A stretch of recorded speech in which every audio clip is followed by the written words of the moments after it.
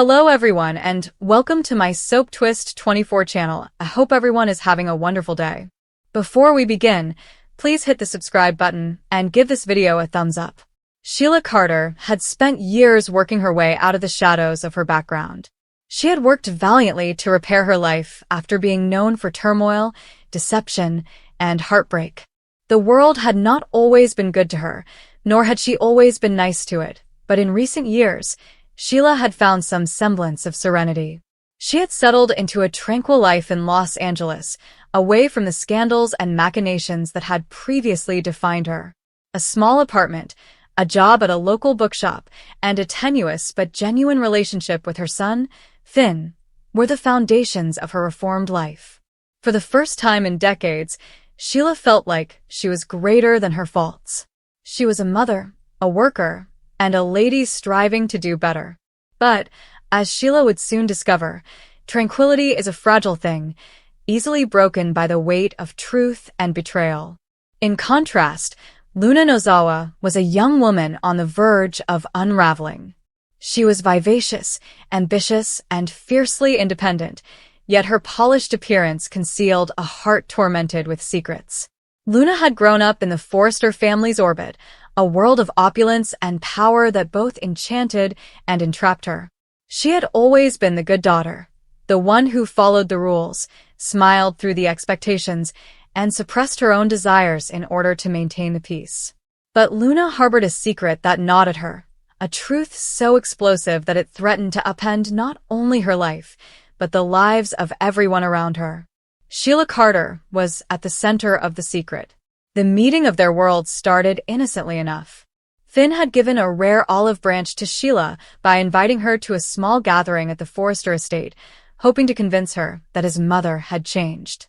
Sheila, frightened yet hopeful, arrived with a quiet resolve to prove herself.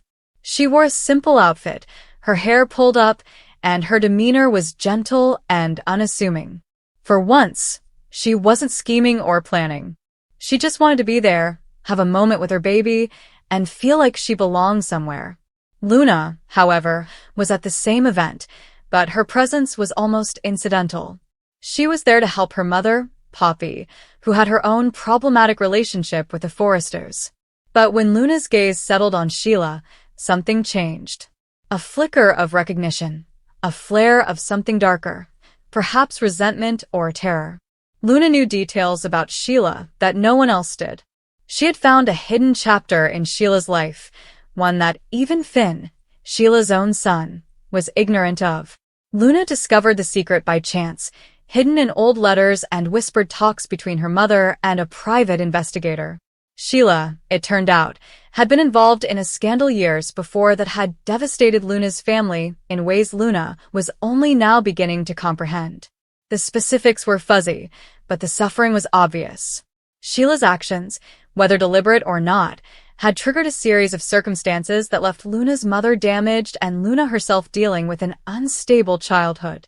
Luna had been carrying this knowledge around like a weight for years, unsure what to do with it.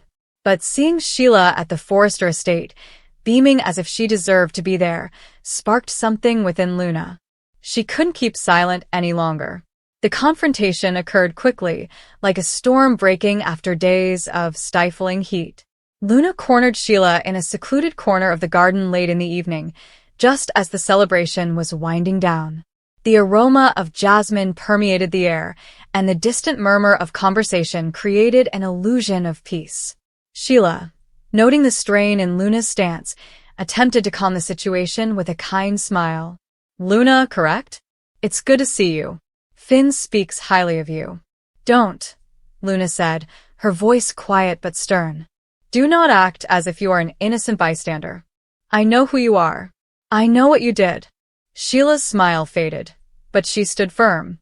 Years of navigating allegations had taught her to remain calm, even while her heart raced. "I'm not sure what you're talking about, Luna.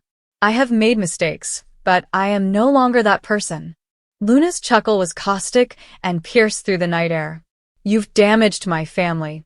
You devastated my mother's life, and now you're standing here as if you deserve to be a member of our family? Sheila, you're a phony, and I'm going to make sure everyone knows it." The word struck Sheila like a physical blow. She had previously faced charges, but this was different. Luna's rage was real, personal, and anchored in something Sheila couldn't immediately identify. Her mind raced, searching through the shards of her life, attempting to determine what Luna may know. There were so many sins and situations she had tried to conceal. However, Luna's eyes were filled with rage rather than uncertainty. Sheila opened her lips to react and defend herself, but Luna did not give her the opportunity. "I have proof," Luna explained, her voice quivering with wrath and triumph. "Letters, paperwork, and everything. Sheila, you cannot lie your way out of this one. Not this time." The menace hung in the air, heavy and oppressive. Sheila felt the ground shifting beneath her.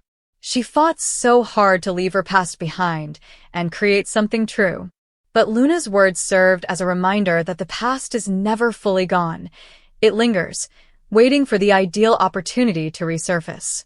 Sheila wanted to ask Luna what proof she had and what she intended to do with it, but before she could speak, Luna turned and walked away, leaving Sheila alone in the garden, her heart hammering. The next few days were a whirl of fear for Sheila. She went about her daily routine, working at the bookshop, greeting customers, and enjoying quiet meals with Finn, but the threat of Luna's disclosure lingered over her. She couldn't sleep, eat, or stop thinking that everything she had worked so hard for was about to fall apart. She tried to reason with Luna, but she ignored her calls and texts. Sheila considered approaching Poppy, Luna's mother, but something told her it would only make matters worse. Instead, she waited, caught in a limbo of her own design. In the meantime, Luna was on a downward spiral. The argument with Sheila had been cathartic at first, like a release of years of pent-up rage. But the aftermath was messier than she had anticipated. She had not intended to divulge the information so quickly, but seeing Sheila at the Forrester estate pushed her over the line. Now she was torn. Part of her wanted to expose Sheila, to bring her history to light and hold her accountable for what she had done. But another part of her paused. Luna understood that telling the truth would harm more than just Sheila. Finn would feel hurt, as he had battled so hard to believe in his mother's redemption. It would harm the Forresters, who were already torn apart by their own conflicts. It would also harm Luna, forcing her to face the full extent of her family's grief. As Luna struggled with her decision, she began to unravel. She retreated from her friends, shouted at her mother, and struggled to concentrate at work. The secret was consuming her, eating away at the person she had always strived to be. She spent hours poring over the material she had gathered, letters from her mother's past, a faded photograph, and a legal document implying Sheila's role in a long-ago betrayal. The more Luna read, the more she realized how much Sheila's actions influenced her life. But she also came to recognize the complexities of it all. Sheila wasn't some cartoon evil twirling a mustache and plotting doom. She was a damaged, broken lady who had done awful things but was attempting, in her own way, to atone. The turning point occurred when Luna met Finn at a coffee shop. He was alone, scrolling through his phone, and waved her over with a friendly smile. They talked for a time, the conversation light and pleasant, but Luna couldn't shake the guilt that gnawed at her. Finn spoke of his mother with cautious optimism, noting how hard she worked to be better and how much it meant to him to have her in his life. "She's not perfect," he replied softly but really. "But she's my mother. I want to believe she can change." These words hit Luna like a blow in the gut. She excused herself and exited the coffee shop, her head whirling with contradictory emotions. She sought justice for her family, but at what cost? Would revealing Sheila's past truly heal the wounds it had inflicted, or would it only open new ones? Luna spent the following 4 days in a daze, struggling with her guilt. She stopped answering the phone, avoided her mother, and seldom exited her apartment. The weight of the secret was crushing her, and she didn't know how to bear it anymore. For Sheila, the waiting was its own form of pain. Every day without hearing from Luna felt like a relief, but it was also a countdown to doom. She tried to concentrate on the present, her job, her son, the minor pleasures of her calm life, but worry was always present, lurking in the shadows. She began to worry if she deserved it, and if her prior faults were too enormous to be forgiven. She had damaged so many people over the years, and Luna may have been correct in calling her a phony. Perhaps redemption was only a fiction, something she convinced herself to keep going. The climax occurred unexpectedly at a family meal thrown by the Forresters. Finn had invited Sheila again, as a show of goodwill, and she arrived filled with both hope and dread. Luna was also present, with a pallid face and shadowy eyes. The tension between them was apparent, yet no one appeared to notice. The dinner was a whirl of polite chatter and clinking glasses, but Sheila felt Luna's heavy, accusing stare on her. After dessert, Luna stood up, her hands quivering as she held a glass of wine. "I need to say something," Luna said, her voice breaking through the noise. The room went silent, all eyes on her. Sheila's heartbeat stopped. This was the moment her life would come crashing down. However, Luna's following remarks astonished everyone. "I've been carrying something for a long time," she admitted, her voice quivering. "A secret has been eating me alive. I believed disclosing it would make things better, but I now see it won't. It will just injure more people, which is something I do not want. I apologize, Finn." "I'm sorry, everyone." Sheila looked at Luna, her breath stuck in her throat. Luna's eyes met hers, and for a brief time, they shared a sense of understanding. Luna wasn't forgiving Sheila, but she was choosing to let go of her anger in order to protect those she cared about. She sat down, her face flushed, and the room filled with puzzled noises. Later that night, Sheila discovered Luna alone on the balcony. The two women stood silently for a minute, the weight of their common history hanging between them. "Why haven't you done it?" Sheila inquired finally, her voice barely above a whisper. Luna stared out at the city lights, her expression unclear. "Because it wouldn't change anything," she informed me. "It wouldn't change what happened to my mother or to me. And it would harm Finn, and he does not deserve it." "You don't deserve his faith, Sheila, but he does." Sheila nodded, tears in her eyes. "Thank you," she responded, her words felt insufficient yet important. "Don't thank me," Luna said, her voice harsh. "This is not for you. This is for me. I'm done allowing your past to govern my life."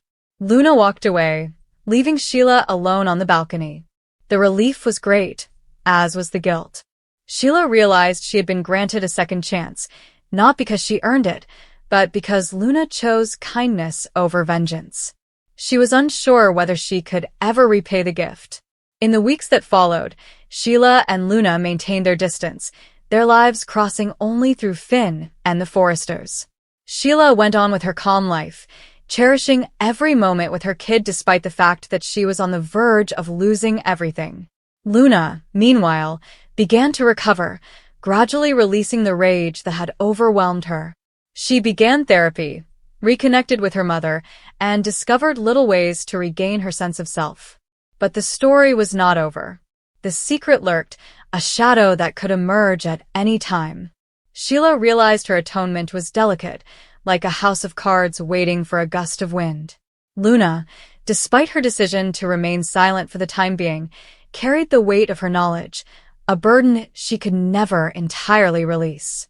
Their lives were entwined, bound by a past they couldn't escape, and the question remained, could they ever genuinely move on, or would the ghosts of their shared history haunt them forever? The city hummed around them, unconcerned with their difficulties, and life continued on. But Sheila Carter and Luna Nozawa's lives would never be the same again. Their worlds had crashed, and while the devastation was contained for the time being, the wounds would remain, serving as a reminder of how fragile atonement and forgiveness can be. Sheila had learned to measure her days by small mercies. The steam that fogged the kitchen window in the morning, the hollow sound of the kettle when it came to a boil, the way the cat, an orange thing named Marigold that had attached itself to her in the first months after she left everything, would leap to the sill and watch the street with solemn, unconcerned gaze. Those mercies were as delicate as pressed flowers. She tucked them between the pages of her life, hoping they would not collapse when touched. She was once a lady whose life made headlines, loud, brilliant, and flashy.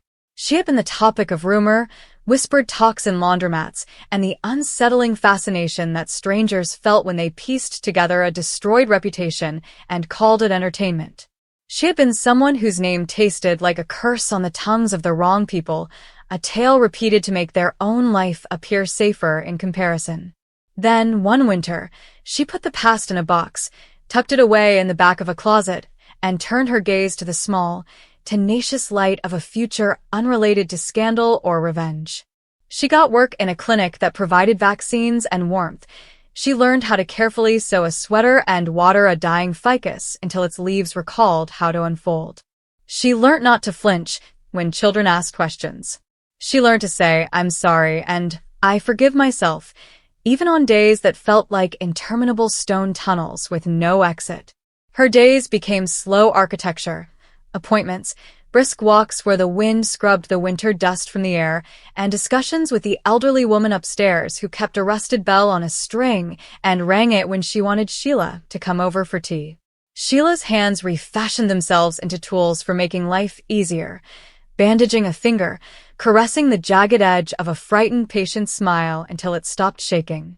She couldn't change what had happened, but she could learn to make something out of the crumbs. Then Luna arrived, like a storm with sunlight inside. She signed an enrollment form at the community college, where Sheila taught basic health classes every Wednesday night. Luna had eyes too big for her face and dark hair that tangled like seaweed. She walked as if she was carrying a secret that dragged her down yet occasionally lifted her up. Sheila noticed her because she noticed everything: loneliness, the way a person avoided eye contact with the world in order to prevent from breaking apart. Luna sat in the back, her palms folded over a notebook, listening as if every word were a rope. In the third week, she lingered after class. She said, "My name is Luna," and Sheila felt as if she was being introduced to a planet. Luna's voice was quiet and brittle, and she carried a calendar's worth of anguish on her shoulders. She was new to the city, she explained. She had lost a job, a friend, and a place to live. Sometimes she spoke slowly, as if articulating the losses might empty them. Sheila began to think of Luna in the same way she had regarded minor, salvageable items like a chipped teacup or a misplaced letter.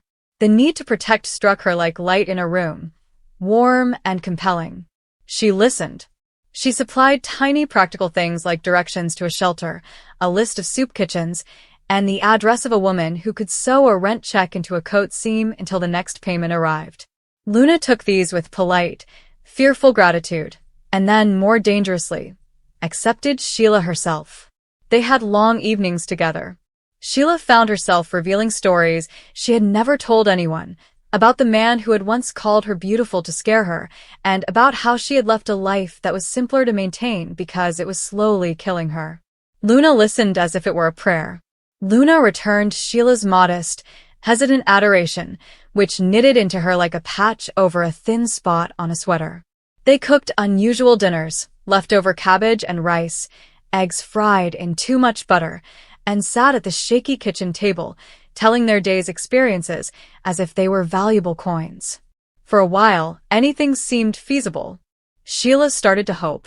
Hope is fragile, more like a greenhouse than an engine. It requires attention. It can be undone by a cold night or a single careless word. She did, however, tend to it. She allowed herself to make plans: a trip to the beach in late summer, a commitment to work at the shelter on Saturdays, and a secret fantasy of one day being accepted as a neighbor rather than a spectator. Then the first break appeared, a phone call in the middle of the night, the voice thin with panic and Luna saying, "I need to leave. Now." She walked away with a rucksack and a face that asked for permission to be irresponsible and forgiving. She returned 3 days later, and Sheila, who had learned the painful lesson not to ask too many questions, asked merely, "Are you okay?" Luna nodded. Her smile was brittle. Maybe Sheila should have noticed the way Luna's eyes drew back when the old, terrible articles about Sheila flashed across a screen at the bodega, or the way Luna trembled when someone said her name in the past tense, as if accusingly. Perhaps she should have noticed when Luna called in a trembling voice and hung up before Sheila could respond. But Sheila had a naive confidence in the insignificance of human brutality when it came to someone who had gone through so much. She was a firm believer in repair. She felt that two broken people may work together to smooth out their rough edges.